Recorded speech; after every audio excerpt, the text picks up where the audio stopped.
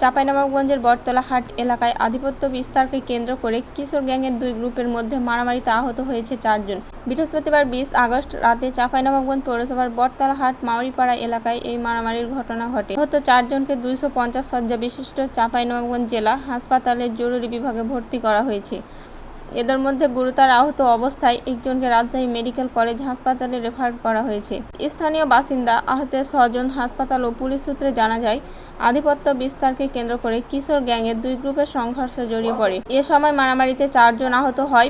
পরে তাদেরকে উদ্ধার করে হাসপাতালে নেওয়া হয়। 250 শয্যা বিশিষ্ট চাঁপাইনবাবগঞ্জ জেলা হাসপাতালের জরুরি বিভাগের medical officer doctor Rafiza Khatun জানান, আহতদের শরীরের বিভিন্ন অংশে জখম রয়েছে। একজনের অবস্থা গুরুতর হওয়ায় রাজশাহী মেডিকেল কলেজ হাসপাতালে রেফার করা হয়েছে। অন্যদের প্রাথমিক চিকিৎসা দিয়ে হাসপাতালে ভর্তি করা হয়েছে। চাঁপাইনবাবগঞ্জ সদর মডেল থানার ভারপ্রাপ্ত কর্মকর্তা ওসি একরামুল হোসেন বলেন, আধিপত্য বিস্তারকে কেন্দ্র করে মারামারিতে 4 জন আহত হয়েছে। এ ঘটনার তদন্ত চলছে। যে কোনো পক্ষ অভিযোগ বা এজাহার দিলে তদন্ত সাপেক্ষে প্রয়োজনীয় আইনানুগ ব্যবস্থা গ্রহণ করা হবে।